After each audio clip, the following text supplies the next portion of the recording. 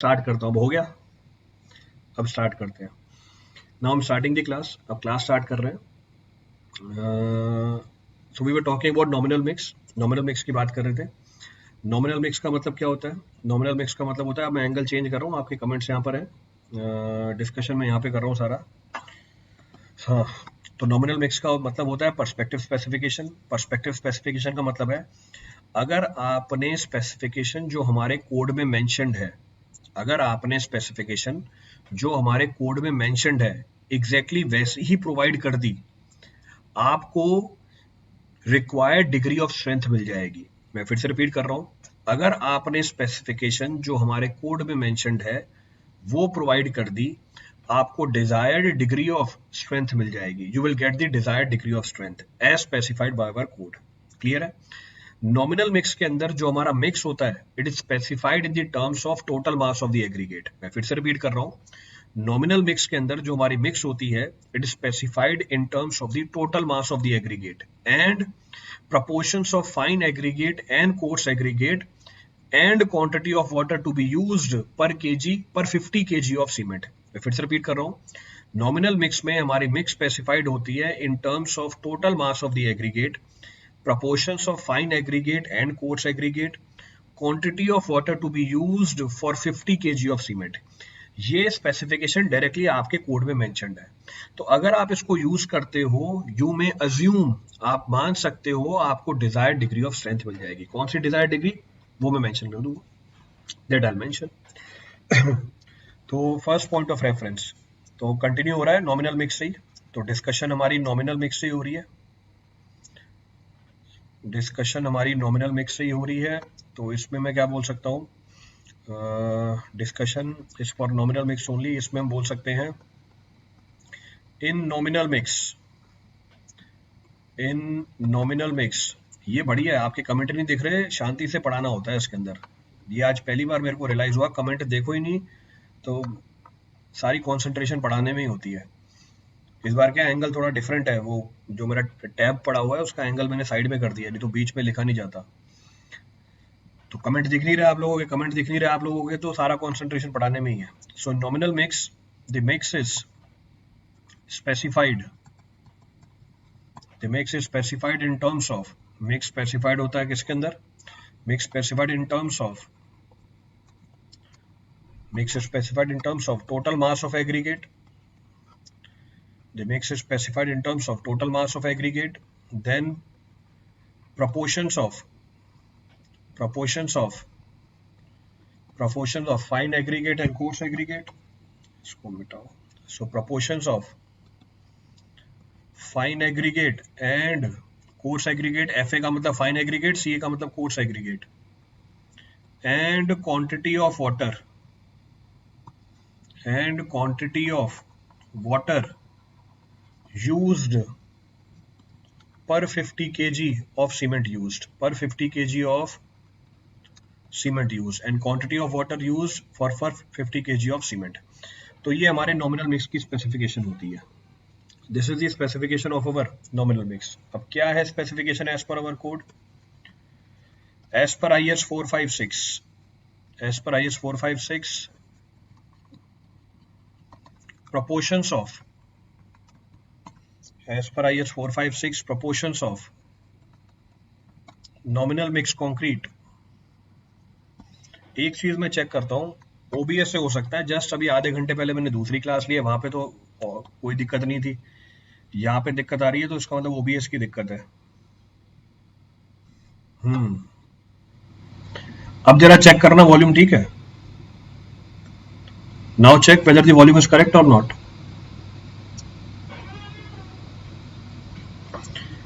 क्योंकि जस्ट अभी आधे घंटे पहले मैंने क्लास ली थी, वहां पे वॉल्यूम की कोई दिक्कत नहीं थी, लैपटॉप भी यही था, सिस्टम भी यही था।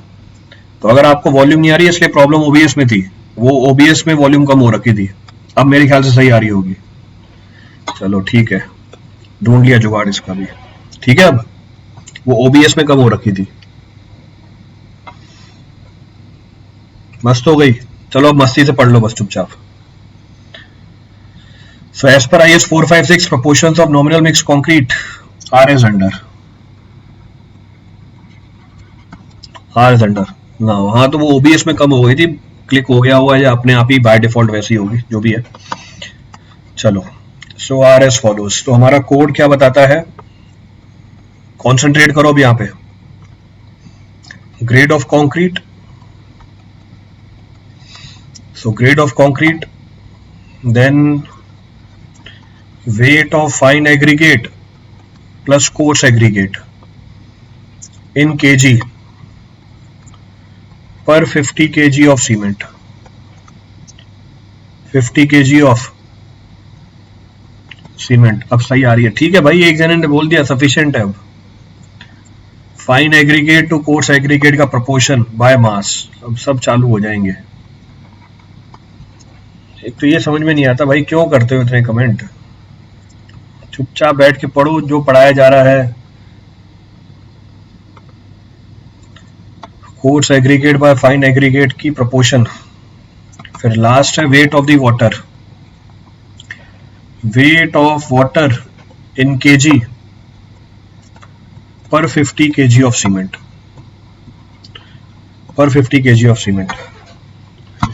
सर थोड़ा रिपीट कर दीजिए, तब सुना ही नहीं दिया था। लो सर थोड़ा रिपीट कर देता हूँ, मैंने अभी तक कुछ डिस्कस किया ही नहीं नया, मैं फिर भी रिपीट कर देता हूँ क्योंकि आवाज नहीं आ रही थी पहले। लास्ट क्लास में हम बात कर रहे थे कंक्रीट मिक्स डिजाइन की।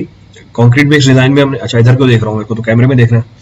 कंक्रीट मिक्स डिजाइन में हमने ये बात किया था कि इसका मतलब होता है आपको कंक्रीट बनाने के लिए जितने भी इंग्रेडिएंट्स चाहिए उसकी क्वांटिटी को निकालना इस तरीके से कि कॉस्ट कम से कम निकल के आए। अब दो तरह की हमारे पास मिक्स डिजाइन होती है, एक होती है हमारी नॉमिनल मिक्स डिजाइन, दूसरी होती है हमारी सिंपल मिक्स डिजाइन, जिसको सिर्फ मिक्स डिजाइन ही बोलते हैं, डिजाइन मिक्स बोल देते हैं। नॉमिनल मिक्स डिजाइन को पर्सपेक्टिव स्पेसिफिकेशन भी बोला जाता है, इसको यूज करते हैं for the concrete only up till grade M20। Higher grade of concrete के लिए आपको डिजाइन मिक्स यूज करनी पड़ती है। नॉमिनल मिक्स का मतलब क्या होता है, नॉमिनल मिक्स का मतलब ये होता है जो भी स्पेसिफिकेशन आपको कोड में दी हुई है अगर आपने वो अडॉप्ट करी आपको डिजायर्ड डिग्री ऑफ स्ट्रेंथ मिल जाएगी। कौन सी डिजायर्ड डिग्री ऑफ स्ट्रेंथ वो भी बता दूंगा। फिर अगली चीज मैंने पीछे लिख रही है, तो ये पीछे वाला पेज खोल देता हूँ, पहले सुनाई नहीं दे रहा था ना आपको, ये पीछे वाला पेज खोल दिया। इन नॉमिनल मिक्स जो हमारा मिक्स होता है वो स्पेसिफाइड होता है इन terms of what, total mass of the aggregate, proportions of fine aggregate and coarse aggregate, और कितना पानी आपने यूज किया पर 50 kg ऑफ सीमेंट। अब क्या है ये proportions, वो हमारे कोड ने बता रखे हैं, तो ये कोड के अंदर टेबल मेंशन्ड है, मैं डायरेक्टली यहाँ पे रिप्लिकेट कर रहा हूँ। This table is mentioned in the code, I am directly replicating this table. अब कौन कौन से ग्रेड ऑफ कंक्रीट है स्पेसिफाइड, M5 7.5 जहां पे नॉमिनल मिक्स चलती है, M10 M15 M20। जो proportions है यहाँ पे, the proportions which are available is 1:5:10, then 1:4:8, then 1:3:6, 1:2:4। proportions ध्यान रखनी है ऑब्जेक्टिव के पॉइंट ऑफ व्यू से, डायरेक्टली पूछ लेगा आपसे। और 1:1.5:3। So these are the proportions. Total weight of the aggregates 800, 625, 480, 330, 250। ये टोटल वेट आ गया। Proportions क्या है, फाइन एग्रीगेट कोर्स एग्रीगेट की proportion जनरली है, जनरली इट इज केप्ट 1:2, पर जो रेंज होती है it varies between 1:1.5 to 1:2.5। सारी बातों का मतलब अभी समझा दूंगा, I'll explain all the points।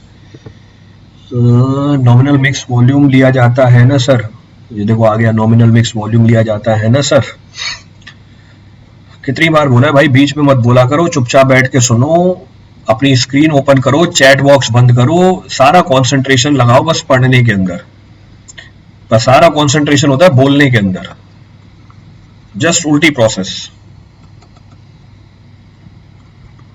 34, 32, इसके करस्पॉन्डिंग 32, 34 को भी थोड़ा नीचे कर दो। सो 34, 32 एंड 30। तो ये आपको वेट ऑफ वाटर दे रखा है, this is the weight of the water which is given to you.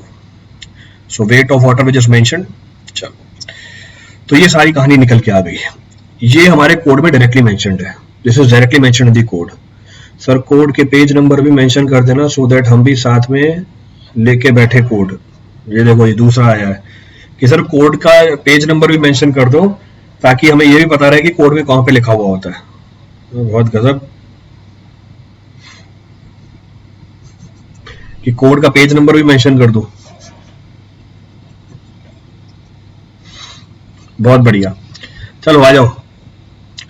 सो ये स्पेसिफिकेशन है। अब जो पीछे जो बात बोली उस बात को समझने की कोशिश करते हैं।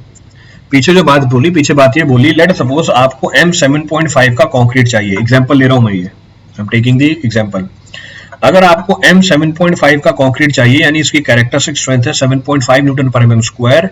इसका मतलब ये हुआ कि अगर आपने ये प्रोपोर्शंस रख दी 1:4:8 यानी सीमेंट की प्रोपोर्शन, फाइन एग्रीगेट की प्रोपोर्शन, कोर्स एग्रीगेट की प्रोपोर्शन 1:4:8 रखी गई तो आपको 7.5 न्यूटन पर mm स्क्वायर की स्ट्रेंथ मिल जाएगी।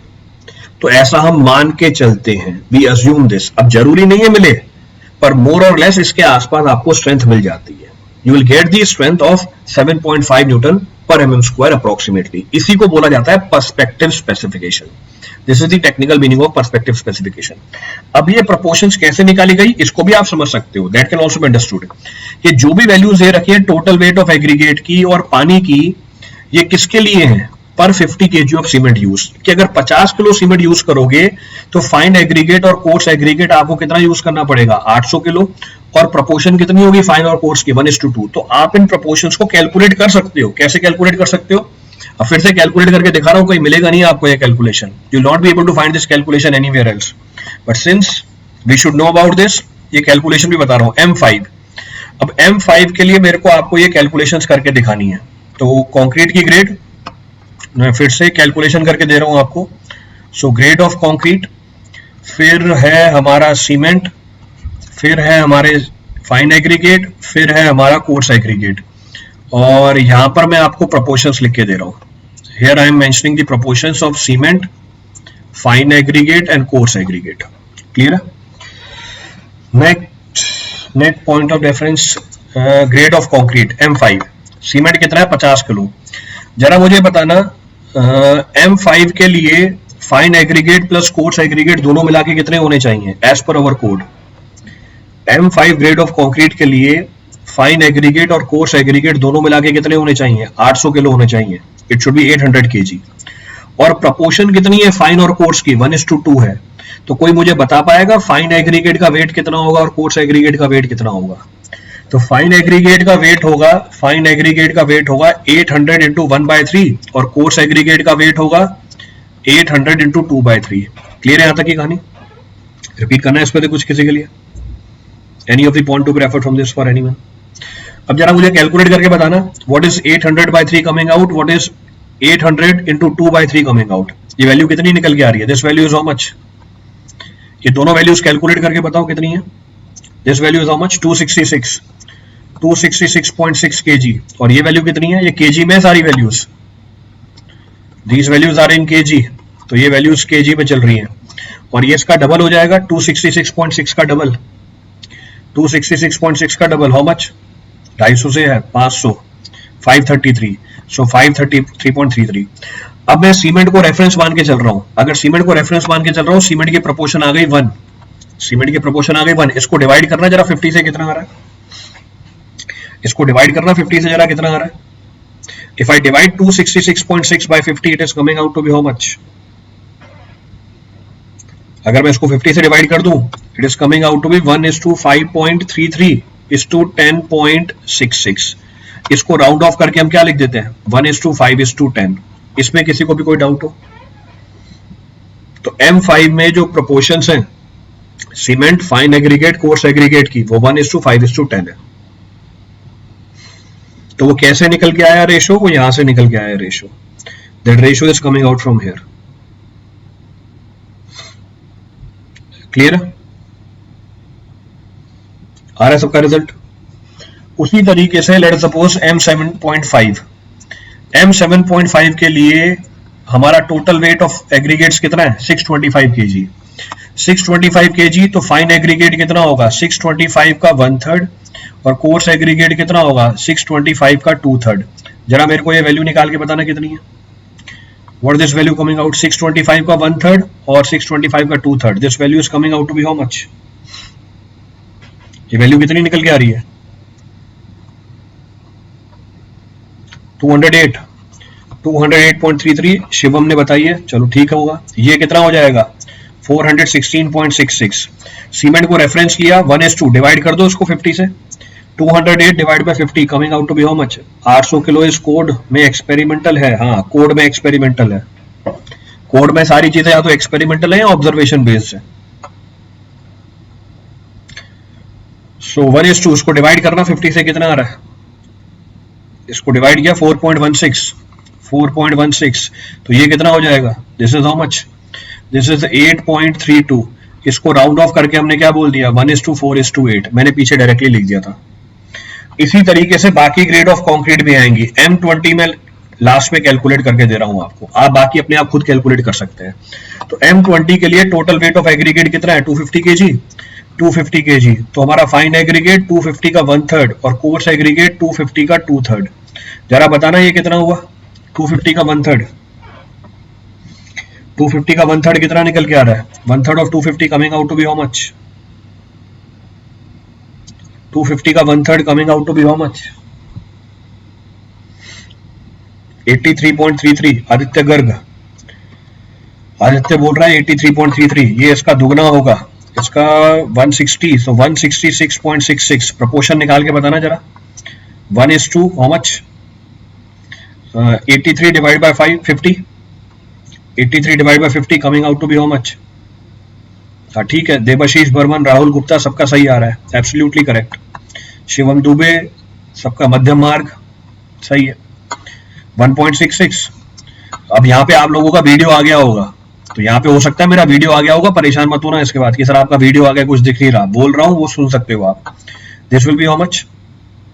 3 इसको बताना, दोना कर दो 1.66 का 3.33। तो इसको राउंड ऑफ करके कितना ले लिया था हमने? 1:1.5:3। तो ये प्रोपोर्शंस कैसे निकल के आए उसके लिए आपको सारी जानकारी दे दी। For that the information is given to you. इसको टेक्निकली बोलते हैं नॉमिनल मिक्स। नहीं आया वीडियो? अच्छी बात है।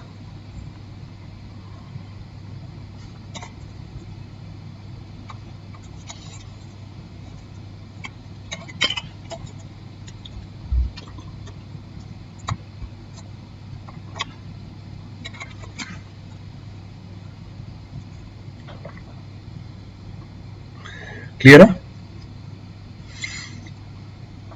रिपीट करना है इस पे कुछ भी?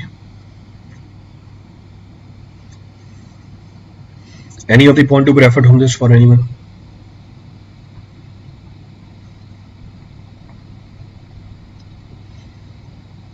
ये सारी कहानी थी हमारी नॉमिनल मिक्स की। This entire story was of nominal mix. अब हम बात करते हैं डिजाइन मिक्स ऑफ कंक्रीट की। अब इसमें और मजा आएगा। तो दूसरा जो मिक्स होता है हमारा, this is design mix of concrete. So next of the mix to be referred is design mix of concrete.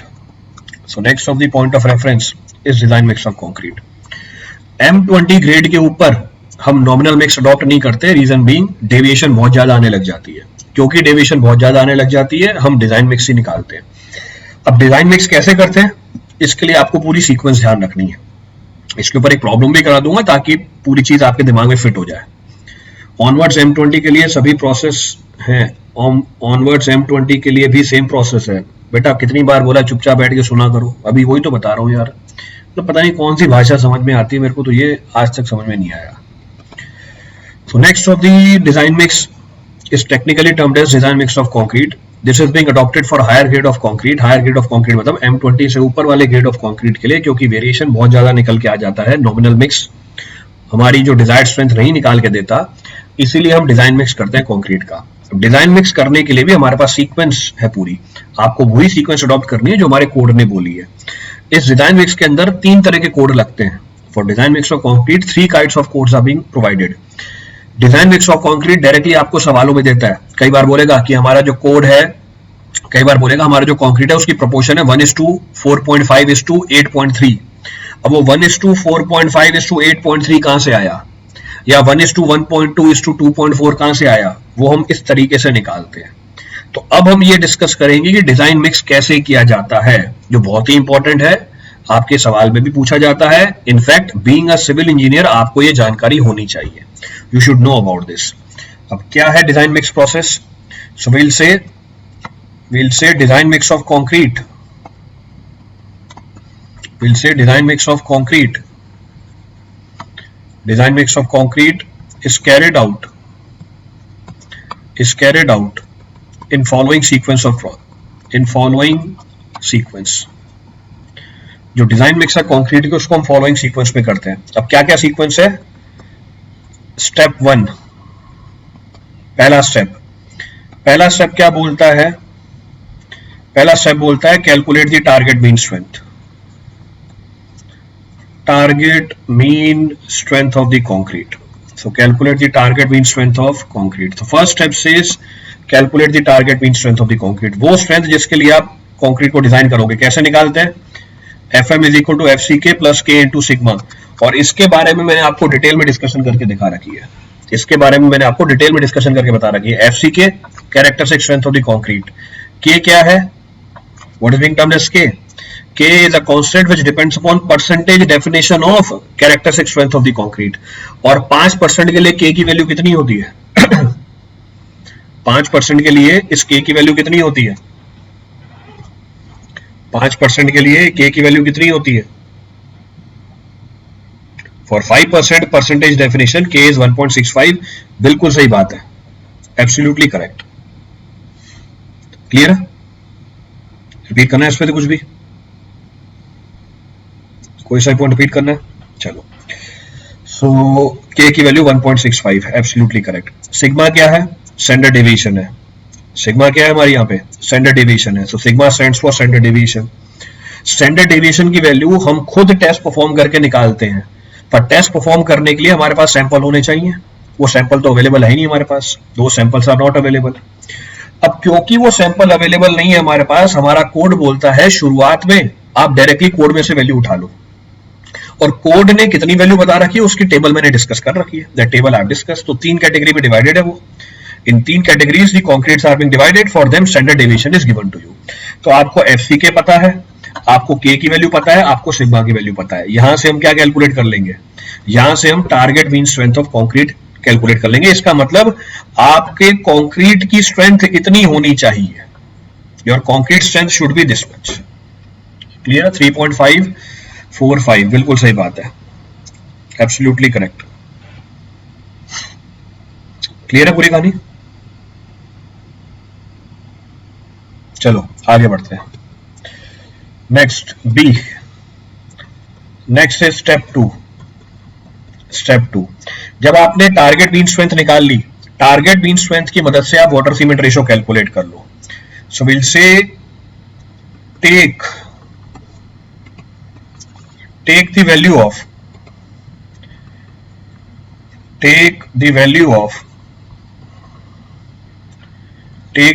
Of water cement ratio. इसको मैं WC नहीं लिख रहा हूं, कुछ लोग नए होंगे पता नहीं होगा WC क्या होता है। Take the value of water cement ratio, take the value of water cement ratio corresponding to target mean strength, corresponding to target mean strength कहां से लेना है आपको? Target mean strength and workability कहां पर गिवन है? ये कोड है हमारा SP23। SP का मतलब होता है स्पेशल पब्लिकेशन, SP का मतलब है स्पेशल पब्लिकेशन, नंबर है 23। क्लियर चीज? रिपीट करना है इसमें कुछ भी। अब आपको डायरेक्टली बता दिया, ये कोड में आपको फिगर नंबर मिलेगी 46। तो जब आपने टारगेट बीम स्ट्रेंथ निकाल ली, टारगेट बीम स्ट्रेंथ के करस्पॉन्डिंग क्या कैलकुलेट कर लो? Water cement ratio. तो वहां टेबल अवेलेबल है, कुछ इस तरह से टेबल मिलेगी आपको। पेज ऐड किया, ये हमारी कर्व निकल के आ गई। That curve is somewhat like this. मेरे से स्केल पे नहीं बनेगी कर्व। वाई एक्सिस पे हमारी compressive strength, on Y axis we mark compressive strength, on X axis we mark water cement ratio, X axis पे हम मार्क करते हैं वाटर सीमेंट रेशियो को, on X axis we mark water cement ratio. So compressive strength water cement ratio, तो compressive strength mark करी, water cement ratio को mark किया। तो आप अपनी कैरेक्टरिस्टिक्स कंप्रेसिव स्ट्रेंथ को लिखोगे वाई एक्सिस पे, इसके करस्पॉन्डिंग एक्स एक्सिस से क्या उठा लोगे, वाटर सीमेंट रेशियो की वैल्यू उठा लोगे। क्लियर चीज, रिपीट करना है इसमें कुछ भी?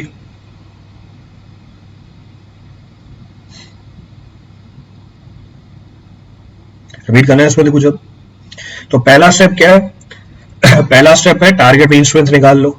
दूसरा स्टेप क्या है? SP23 से क्या कैलकुलेट कर लो, वाटर सीमेंट रेशियो कैलकुलेट कर लो। ये हमारी दूसरी स्टेप होती है, this is our second step. कोई सही पॉइंट रिपीट करना हो उस पूरी कहानी में से। ये फिगर नंबर 46 है उसके अंदर मेरे ख्याल से, बाकी आपको कोड देखना पड़ेगा, you to refer your code.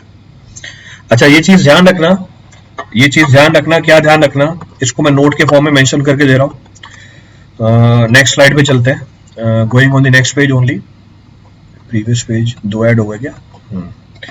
ये नोट के फॉर्म में मेंशन किया, क्या मेंशन किया कि water cement ratio considered, water cement ratio considered from above must not be more than, ये water cement ratio ज्यादा नहीं होना चाहिए, must not be more than value obtained from exposure condition criteria, ये आपके IS 456 के अंदर है। This is in your code IS 456, तो ये आपकी IS 456 है। तो साथ में मैं कोड भी मेंशन करता जा रहा हूं। तो दूसरे स्टेप में जो आपने वाटर सीमेंट रेशियो निकाली स्ट्रेंथ के पॉइंट ऑफ व्यू से, मैंने नोट के फॉर्म में ये बताया आपके ये वाटर सीमेंट रेशियो की वैल्यू ज्यादा नहीं होना चाहिए, किसके रिस्पेक्ट में, एक्सपोजर कंडीशन क्राइटेरिया से। उसके लिए आपको कोड IS 456 देखना पड़ेगा। क्लियर है पूरी story? Any of the point to be referred from this for anyone? कोई सा ही पॉइंट रिपीट करना उसमें से। On which aspect we select water cement ratio, strength aspect और ड्यूरेबिलिटी। बेटा पीछे लिखा तो है कि वाटर सीमेंट रेशियो कहां से उठाओगे, साफ साफ लिखा हुआ है दूसरे स्टेप में कि भैया जो वैल्यू आएगी वाटर सीमेंट रेशियो की वो टारगेट मीन स्ट्रेंथ के हिसाब से निकल के आएगी। टारगेट मीन स्ट्रेंथ हमने पहले स्टेप में निकाल रखा है। फिर अगला स्टेप बताने जा रहा था, बीच में आपने बोल दिया सर ड्यूरेबिलिटी के हिसाब से निकालेंगे। ड्यूरेबिलिटी कहीं है ही नहीं रोल में यहाँ पे। नोट ये बोल रहा है कि वाटर सीमेंट रेशियो जो भी आपने कंसीडर करी वो एक्सपोजर कंडीशन क्राइटेरिया से ज्यादा नहीं होनी चाहिए, नहीं तो आपका जो कंक्रीट है वो ड्यूरेबल नहीं होगा। Your concrete will not B durable. तो सिलेक्शन हुई हमारे स्ट्रेंथ के पॉइंट ऑफ व्यू से, पर वो सिलेक्शन ड्यूरेबिलिटी क्राइटेरिया को सुपरसीड नहीं करना चाहिए। इसका मतलब दोनों कंडीशन फुलफिल हुई है, स्ट्रेंथ वाली कंडीशन भी फुलफिल हुई है, ड्यूरेबिलिटी वाली कंडीशन भी फुलफिल हुई है। ड्यूरेबिलिटी किसके ऊपर डिपेंडेंट है? एक्सपोजर कंडीशन के ऊपर डिपेंडेंट है। ये जानकारी आपको दे रखी है IS 456 में। स्ट्रेंथ वाला कंडीशन आपको कहां दे रखा है? स्ट्रेंथ वाला कंडीशन आपको दे रखा है SP23 के अंदर। क्लियर है? चलिए आगे, चलिए अब आगे बढ़ते हैं। तो एक्सपोजर कंडीशन के हिसाब से जानकारी निकाल लेते हैं। तो exposure condition,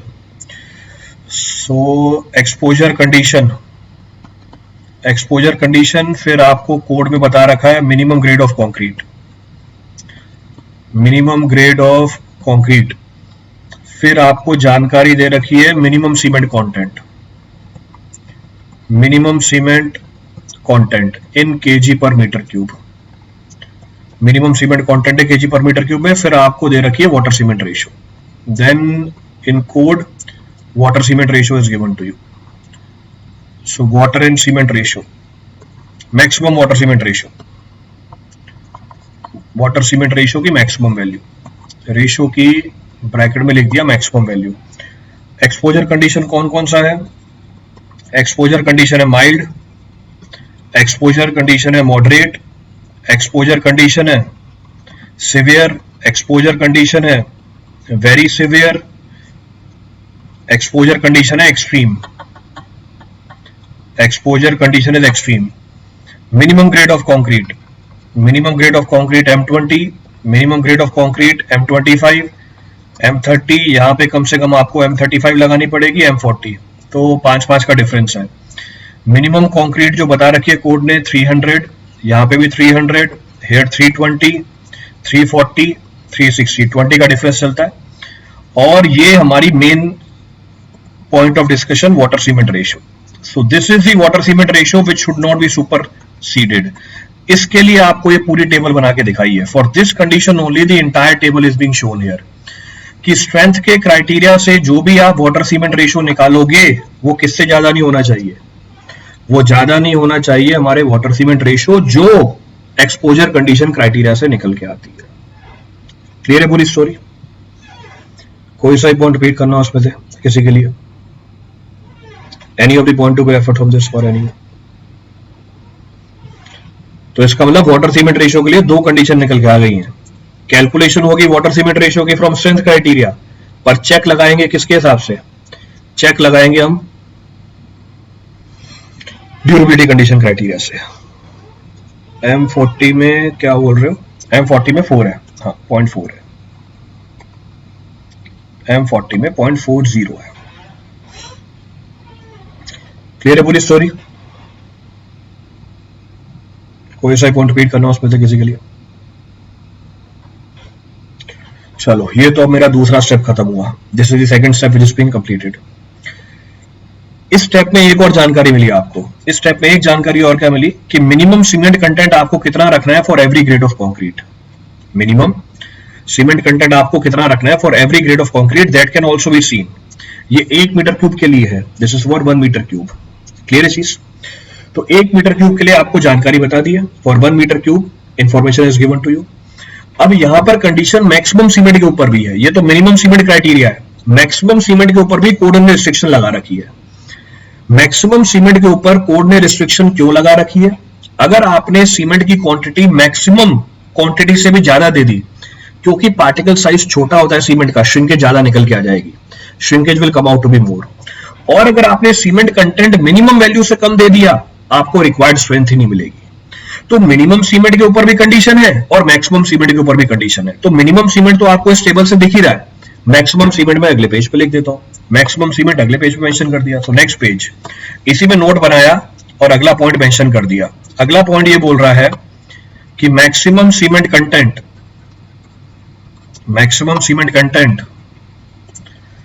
shall not exceed 450 kg per meter cube, 450 kg for meter cube for concrete।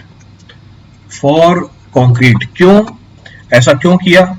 ऐसा किया so as to limit the shrinkage। इसका काम है श्रिंकेज को लिमिट करना, so as to limit the shrinkage of the concrete। जितना ज्यादा cement होगा उतनी ज्यादा श्रिंकेज मिलेगी आपको। More the quantity of the cement, more is the shrinkage of the cement, so as to limit the shrinkage in the concrete. Clear है पूरी कहानी? कोई सा पॉइंट रिपीट करना उसमें से किसी के लिए? तो अब 2 स्टेप बताए आपको, दोनों स्टेप को दोबारा रिपीट कर देता हूं। पहला स्टेप है टारगेट मीन स्ट्रेंथ निकालो। दूसरा स्टेप क्या है? टारगेट मीन स्ट्रेंथ से वाटर सीमेंट रेशियो निकाल लो। वाटर सीमेंट रेशियो की जो भी वैल्यू निकालोगे आप SP23 से, उसको चेक करोगे आप कि वो ड्यूरेबिलिटी कंडीशन को फुलफिल करता है या नहीं करता। कहने का मतलब है वो वाटर सीमेंट रेशियो जो ड्यूरेबिलिटी कंडीशन से वाटर सीमेंट रेशियो निकल के आती है उससे ज्यादा नहीं हो। इसी पॉइंट में 2 बातें और समझ में आई कि for every grade of concrete minimum cement के ऊपर भी कंडीशन है, मैक्सिमम सीमेंट के ऊपर भी कंडीशन है। अगर आपने सीमेंट मिनिमम सीमेंट से कम डाल दिया, आपको रिक्वायर्ड स्ट्रेंथ नहीं मिलेगी। अगर आपने सीमेंट मैक्सिमम सीमेंट की क्वांटिटी जो परमिसिबल है उससे ज्यादा डाल दिया, आपको श्रिंकेज ज्यादा मिलेगी, यानी क्रैक ज्यादा डेवलप हो जाएंगे। इसलिए दोनों के ऊपर रिस्ट्रिक्शन लगा रखिए। ये हमारी स्टेप नंबर 2 है। अब हम आगे बढ़ते हैं स्टेप नंबर 3 पे। स्टेप नंबर 3 पहले कैसे स्टेप लिखे थे? बी लिखा था ना, ABC, तो सी है हमारा स्टेप नंबर 3। तो स्टेप नंबर 3 क्या बोलता है? स्टेप नंबर 3 बोलता है take maximum water content, take maximum water content from table 2 of IS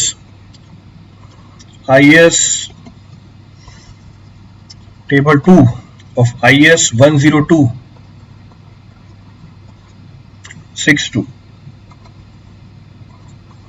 corresponding to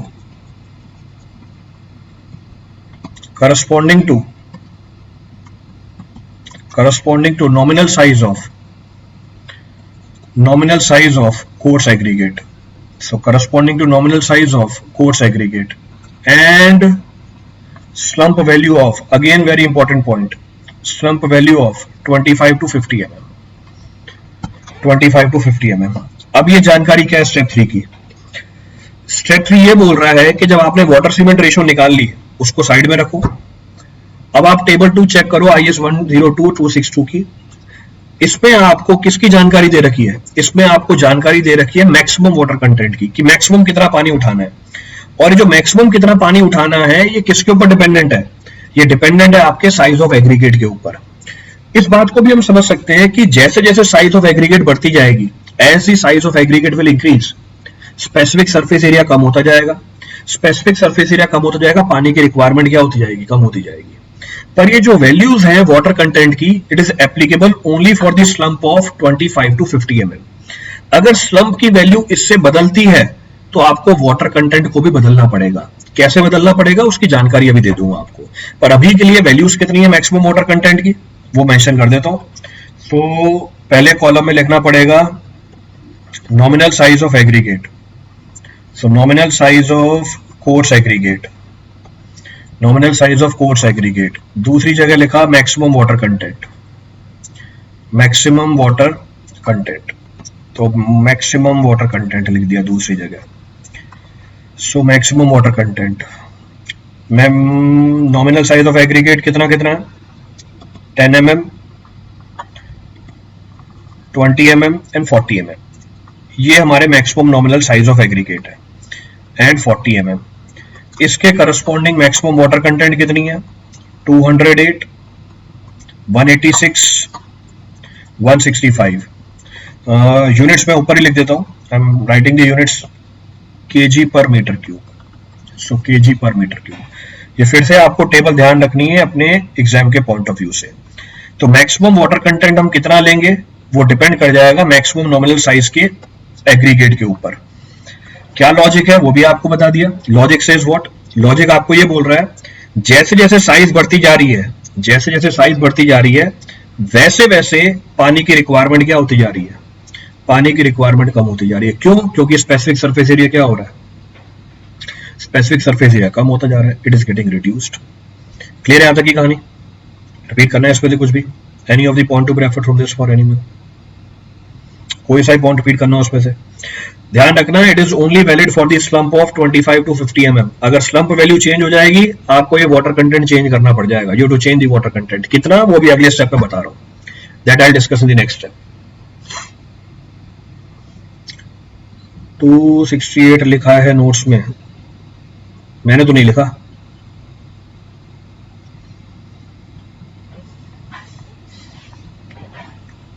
तो भाई जिसने लिखा उससे बोलो कि 268 क्यों लिखा हुआ है भाई।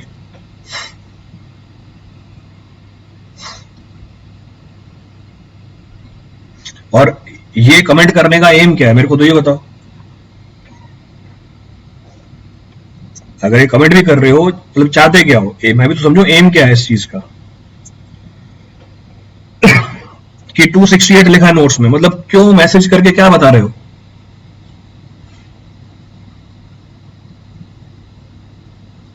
मतलब मेरे को बता रहे हो, बाकियों को बता रहे हो, मतलब एम क्या है ये भी समझा दो। बाकी मैं कितनी बार भी बोल दूं भाई शांति से बैठ के पढ़ लो, शांति से बैठ के पढ़ लो, वो नहीं करना भैया। कोड नंबर डाला हुआ है, ऊपर टेबल नंबर डाली हुई है, एक बार देख लो कोड में क्या लिखा हुआ है। इससे बस यही प्रूव कर रहे हो कि फ्री में पढ़ाना ही नहीं चाहिए। इससे बस यही प्रूव कर रहे हो कि फ्री में पढ़ाना ही नहीं चाहिए, क्योंकि फ्री में जो चीज मिल जाती है उसके बाद देख लो रिएक्शन कैसा है। कमेंट पढ़ लो एक बार अपने सारे।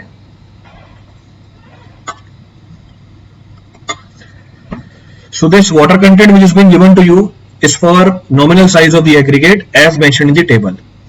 अब जब slump की वैल्यू चेंज हो रही है, as the value of the slump is getting changed, will change the value of water content also. अब उसके ऊपर ज्यादा फोकस है क्योंकि सवाल में आपको slump की वैल्यू भी लिख के देगा। In the problem he will give you the value of slump also.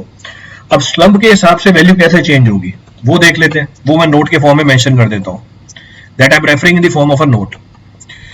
तो नोट बोल रहा है the maximum limit of water, the maximum limit of water content, the maximum limit of water content is imposed,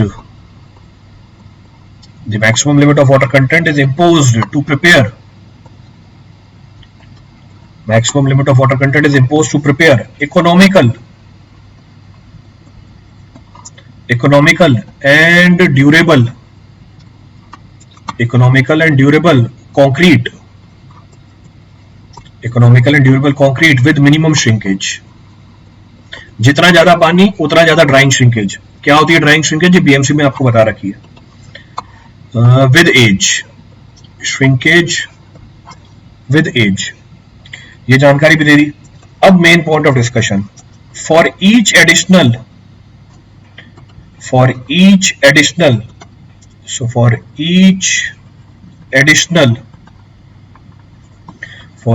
additional 25 mm slump, for each additional 25 mm slump above values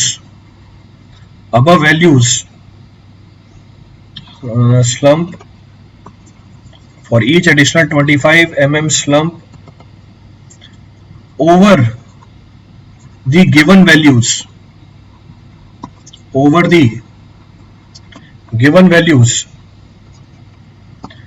the water content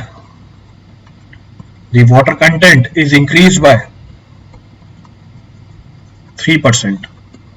आप water content को बढ़ा दोगे 3% से। Next point of reference, above values are reduced by 5 to 10% for plasticizer। उधर जगह छुप गई मेरे से, इसलिए नीचे देख के लिखना पड़ रहा है। and 20% for super plasticizer, 20% super plasticizer के लिए। सबको एक्सप्लेन कर देता हूं लिख के, I explain all the points, एक बार डाटा मेंशन कर दूं। सुपर प्लास्टिसाइजर्स, ठीक है, ये जानकारी भी। नेक्स्ट एक और इंफॉर्मेशन आपके लिए, standard information for objective. Generally the water content is 180 to 200 liters per meter cube। यहां पर वीडियो आ जाएगा मेरे ख्याल से, इसलिए मैं यूनिट्स नीचे लिख देता हूं, I am writing the units below it. 180 to 200 litre पर मीटर क्यूब। अब देखते हैं सारी कहानी, रेफर द एंटायर स्टोरी। अब क्या है, पीछे वाली जो आपको लिमिट बता रखी थी, that was for slump value of 25 to 50 mm। अब जरूरी थोड़ी हर कंक्रीट की स्लम्प वैल्यू 25 से लेकर 50 mm हो। अब जो लोग नए हैं जिनको स्लम्प के बारे में जानकारी नहीं है, स्लम्प एक पैरामीटर है जिसको हम यूज करते हैं वर्कबिलिटी को रिकॉर्ड करने के लिए। जितनी ज्यादा स्लम्प वैल्यू होती है उतनी ज्यादा वर्कबिलिटी होती है। More is the workability, more is the value of slump.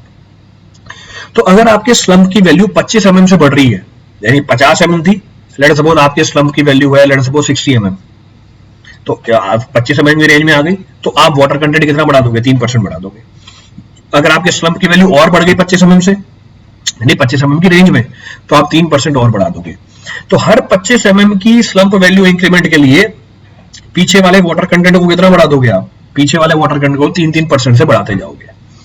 फिर हमने ये भी डिस्कस कर रखा है बीएमसी में कि हम एडमिक्सचर मिला सकते हैं कंक्रीट बनाने के लिए। एडमिक्सचर कौन सा? Plasticizer and super plasticizer. काम क्या होता है? इनको वाटर रिड्यूसर भी बोलते हैं। Plasticizer, super plasticizer water reducer का काम करते हैं, यानी ये पानी की रिक्वायरमेंट को कम कर देते हैं।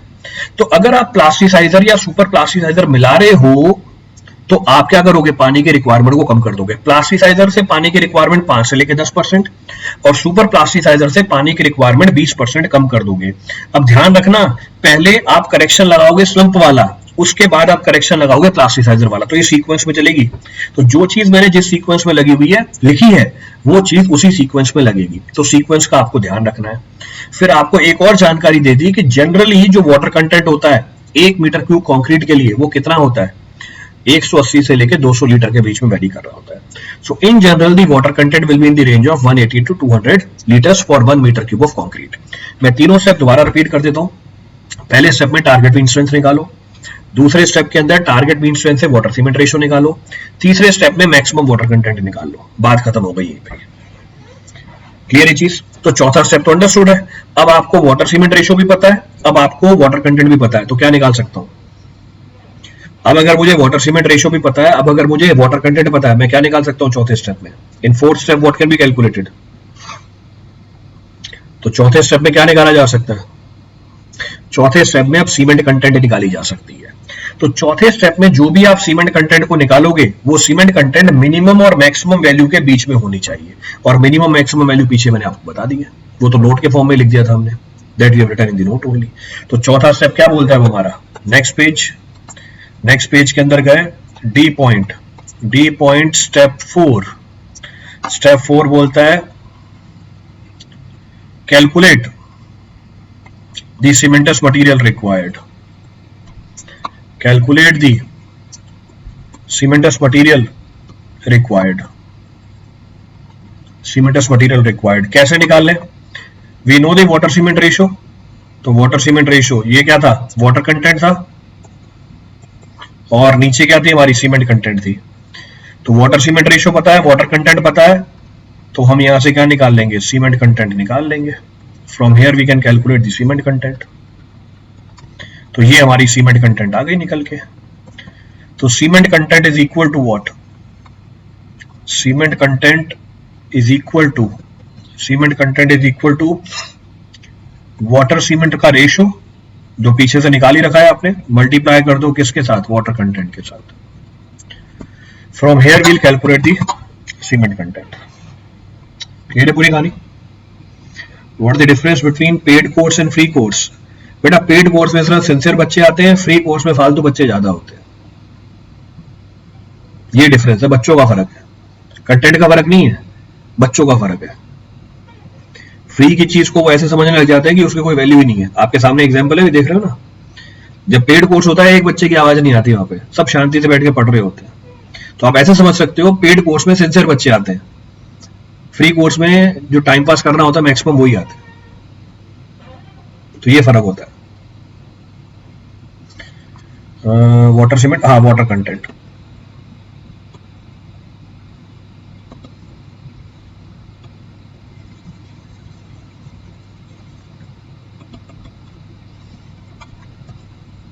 One by water content.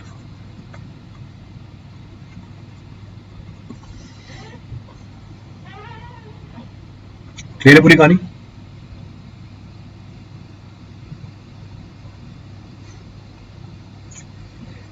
चलो ये सीमेंट कंटेंट किसके अंदर होना चाहिए? नोट मेंशन कर देता हूं यहां पे।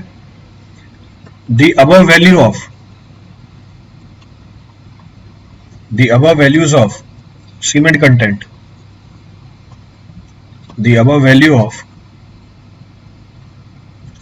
cement content, the above value of cement content shall be checked, the above value of cement content shall be checked against minimum and maximum cement content, minimum and maximum cement content as in step 2, clear?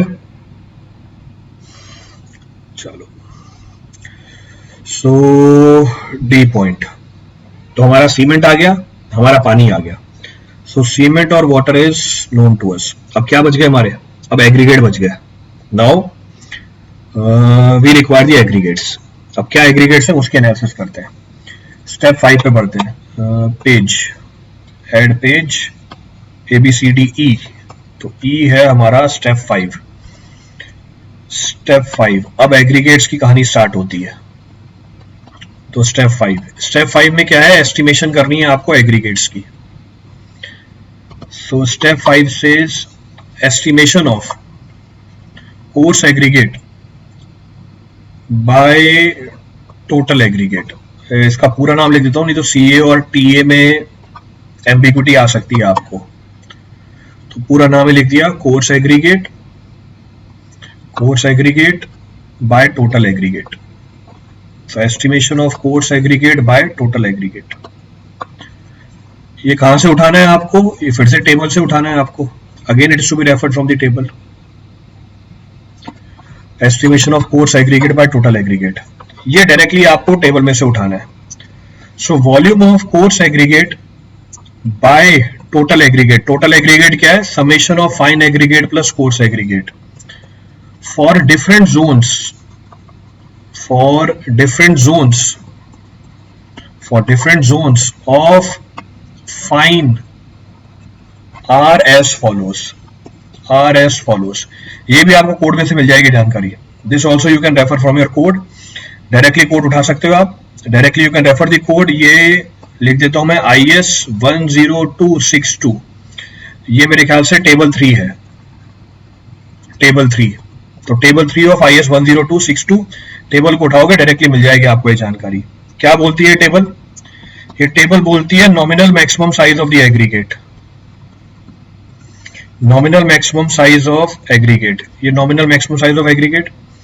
फिर आगे वो क्या बताती है table, आगे बताती है volume of coarse aggregate then to total aggregate for different zones of fine aggregate. For different zones of fine aggregate. अब क्या है ये values, nominal size of aggregate है हमारा 10 mm, 20 mm और 40 mm. जोन्स क्या है हमारी, we have zone 4, then zone 3, we have zone 2, we have zone 1. ये जोन है जिसमें फाइन एग्रीगेट्स डिवाइडेड है. वैल्यूज डायरेक्टली कोड से बता रहा हूं, कोड को आप चेक कर सकते हो. You can check the code, वहां से आपको डायरेक्टली वैल्यूज मिल जाएंगी. आपको ये वैल्यूज ध्यान होनी चाहिए फॉर योर कैलकुलेशन. कई बार सवाल में ये वैल्यूज नहीं देता. In some cases these values are not given to you. Not given it means you have to mention them on your own. 0.62, 0.71, 0.2 घटा दो इसमें से 0.44, 0.2 घटा दो 0.60, 0.2 घटा दो 0.69, तो 0.2 का डिफरेंस है. क्लियर है? रिपीट करना है इसमें से कुछ भी. स्टेप 4 में वाटर कंटेंट ऊपर जाएगा, कोई बात नहीं ऊपर लिख दो. तो अगर वाटर कंटेंट ऊपर जाएगा तो ऊपर लिख दो. तो स्टेप 4 में अगर वाटर कंटेंट यहां पर ऊपर जा रहा है तो ऊपर लिख दो आप. आपको ये वाटर कंटेंट ऊपर लिखना है ना, तो ऊपर लिख दो, क्या दिक्कत है इसके अंदर.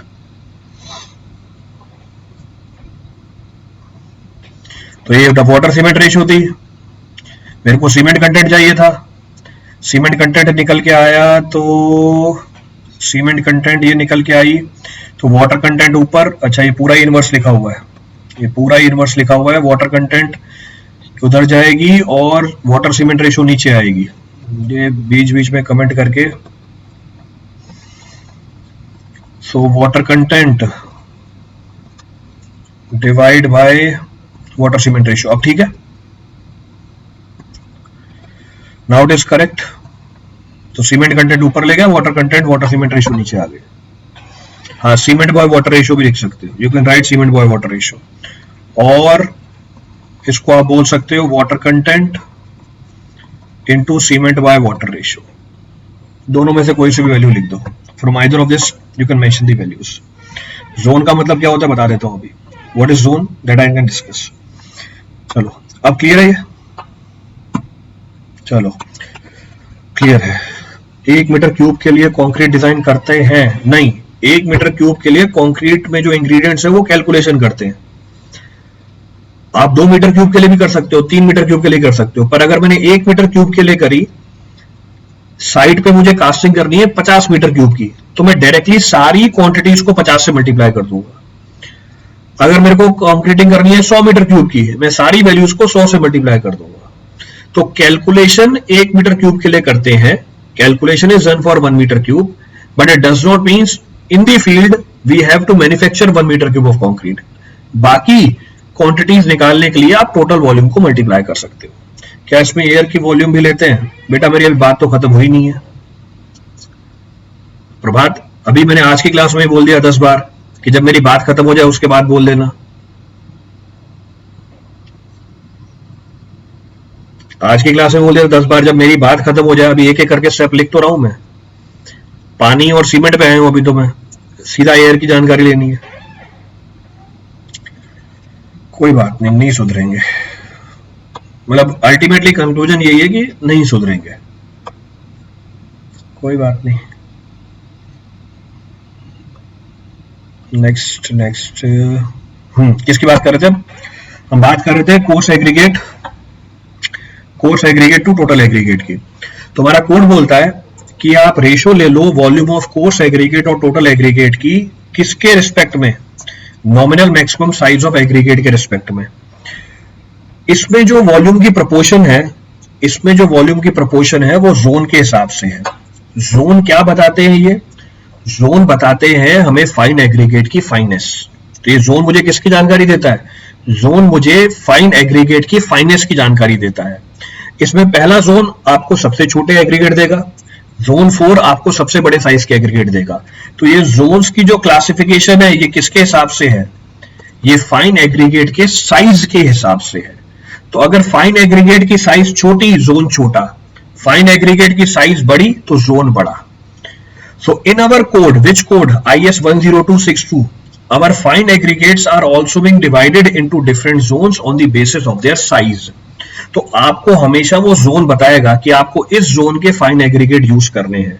उस जोन के फाइन एग्रीगेट के हिसाब से आप वॉल्यूम निकालोगे coarse aggregate to total aggregate का। ये डिपेंडेंट किसके ऊपर है? Maximum nominal size of aggregate के ऊपर डिपेंडेंट है। क्लियर है? चलें आगे। इसमें से अब कोई पॉइंट रिपीट करना हो, अभी तक ये बात खत्म नहीं हुई है पूरी। टाइम हो गया क्या? टाइम तो बल्कि ज्यादा हो गया। चलो खत्म करते हैं इस टॉपिक को इररिस्पेक्टिव ऑफ द टाइम, नहीं तो फिर अगर ब्रेक कर दूंगा तो कंटिन्यूटी नहीं बचेगी इसके अंदर। इस वाली स्लाइड में से कोई सा पॉइंट रिपीट करना हो? From this slide any point to be repeated? Clear है? चलो आगे बढ़ते हैं। अगले पेज पे गया।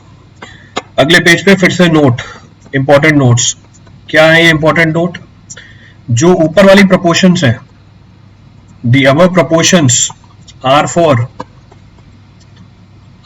Water cement ratio equals to 0.5। ये ध्यान रखना है, ऊपर वाली जो प्रोपोर्शंस हैं ये वैलिड उसी वाटर सीमेंट रेशियो के लिए है जो हमारा कोड बताता है, विच इज इक्वल टू 0.5। अगर वाटर सीमेंट रेशियो 0.5 नहीं है, अगर वाटर सीमेंट रेशियो 0.5 नहीं है, इसका मतलब आपकी पीछे वाली प्रोपोर्शंस भी वैलिड नहीं है। क्लियर है? तो फिर चेंज कैसे करेंगे वो अगले पॉइंट में देख लेते हैं। For water cement ratio other than 0.5 above values are modified as given। क्या मॉडिफाइड है?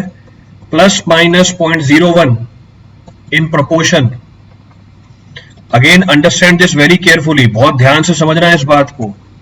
Plus minus 0.01 in proportion, plus minus 0.01 in proportion, 0.01 in proportion for each, 0.01 in proportion for each, minus plus 0.05 in water cement ratio। अब जरा check करो ये statement मैंने क्या लिखी है। What the meaning of this statement? पीछे वाली जो भी प्रोपोर्शंस दे रखी थी किसकी? कोर्स एग्रीगेट के वॉल्यूम की और टोटल एग्रीगेट के वॉल्यूम की, ये वैलिड है जब वाटर सीमेंट रेशियो क्या हो? 0.5 हो, एग्जैक्टली 0.5 हो। पर लेट सपोज हम जो कंक्रीट बना रहे हैं उसका वाटर सीमेंट रेशियो 0.5 नहीं है। अगर उसका वाटर सीमेंट रेशियो 0.5 नहीं है तो आपको पीछे वाली प्रोपोर्शंस चेंज करनी पड़ेंगी। कैसे? जरा देख रहे हैं इन वैल्यूज को।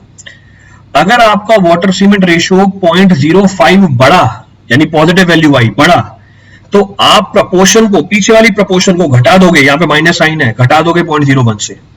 इसका मतलब वाटर सीमेंट रेशियो बढ़ेगी, आप पीछे वाली प्रोपोर्शन घटाओगे। वाटर सीमेंट रेशियो अगर यहाँ पे बढ़ रही है तो आप पीछे वाली वैल्यू क्या कर दोगे? घटा दोगे। घट रही है तो पीछे वाली वैल्यू बढ़ा दोगे, पर अमाउंट अलग अलग है।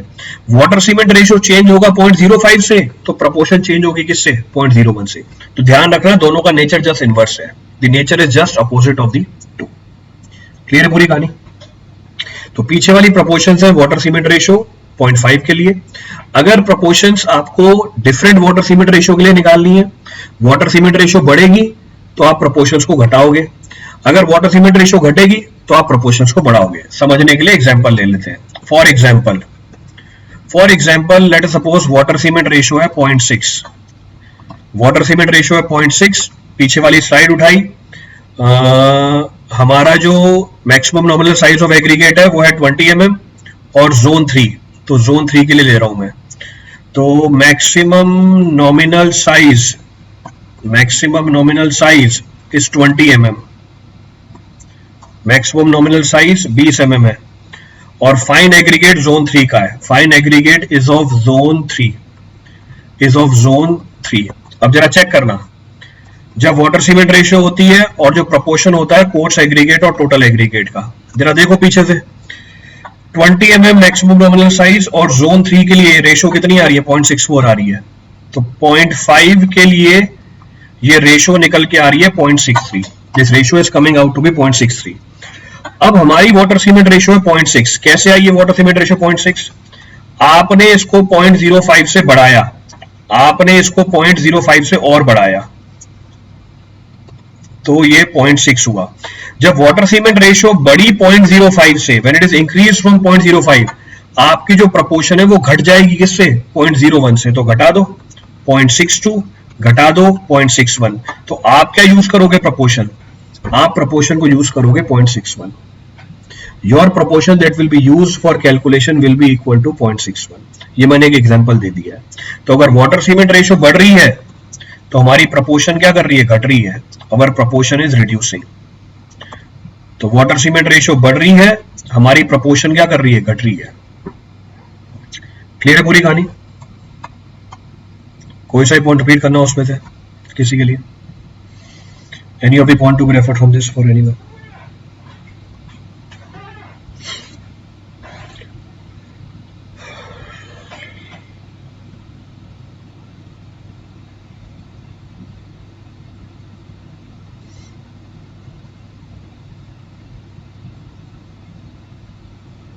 क्लियर है पूरी स्टोरी? बेटा अभी पीछे बताया तो था कि अगर पार्टिकल साइज छोटा होगा तो जोन छोटी होगी, पार्टिकल साइज बड़ा होगा तो जोन बड़ी होगी। यही हिंदी में बताया था मैंने आपको। This I have discuss Hindi only. तो जोन 1 आपकी फाइनेस्ट है, जोन 4 आपकी कोर्सेस्ट है। ड्यूरेबल कंक्रीट बनानी है तो वाटर सीमेंट रेशियो क्या रखेंगे, ये लो, ये लिखा हुआ, शायद समझ में नहीं आया होगा।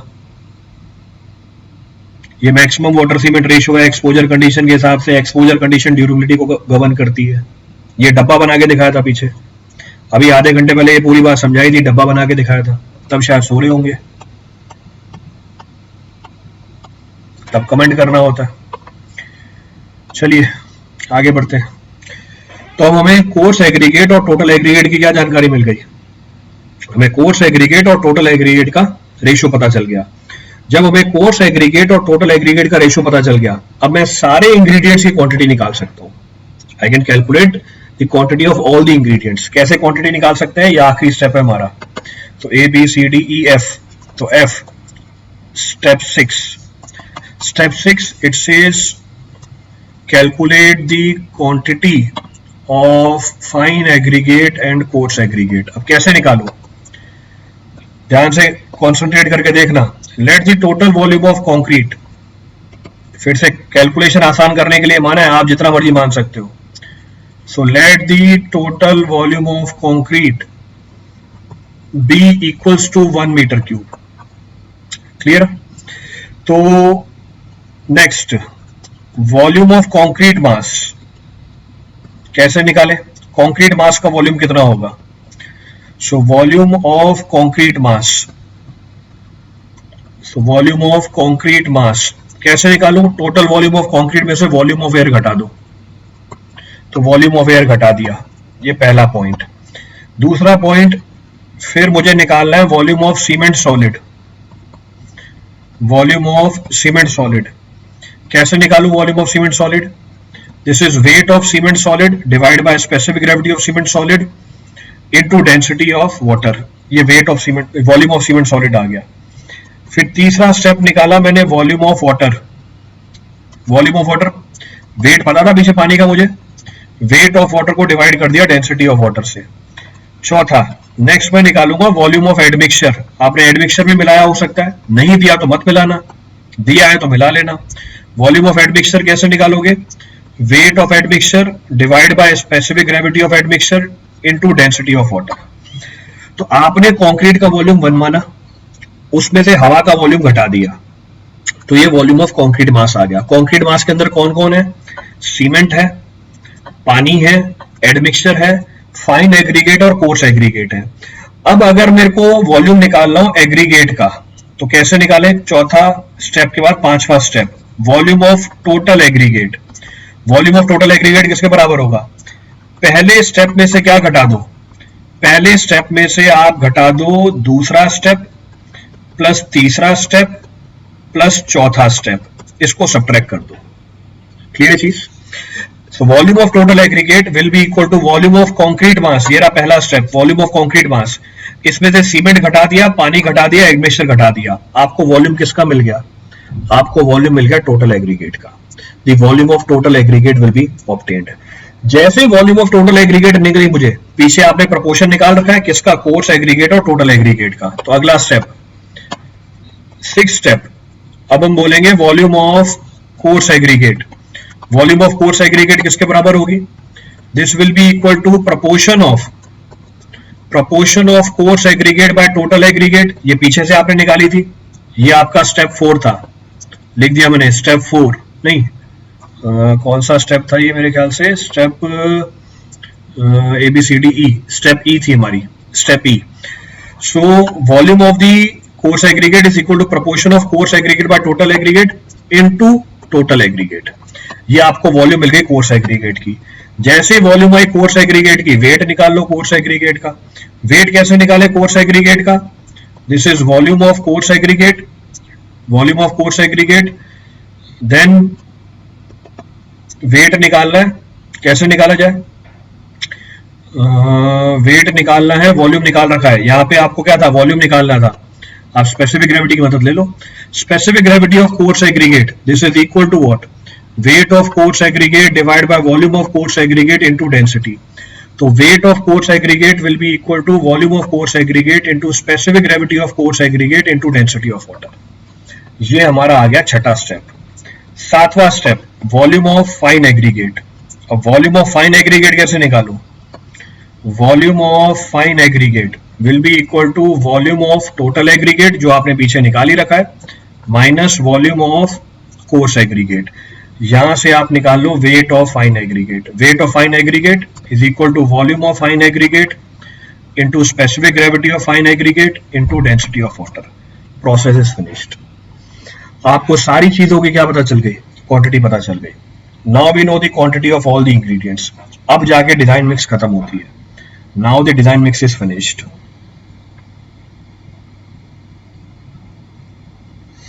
कोई सा ही पॉइंट रिपीट करना हो उसमें से।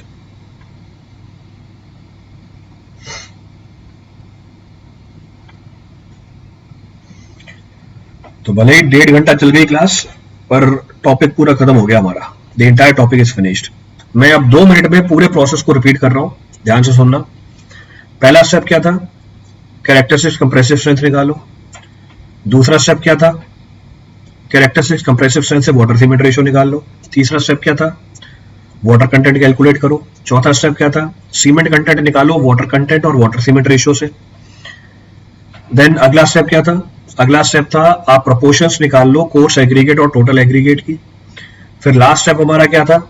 आप कोर्स एग्रीगेट फाइन एग्रीगेट का भी वेट कैलकुलेट कर लो। You can calculate the weight of course aggregate and fine aggregate, and this completes the calculation of all the ingredients. अब कल वाली क्लास में मैं आपको इसके ऊपर एक सवाल करा दूंगा। In tomorrow's class I take the example on this. Clear है पूरी कहानी?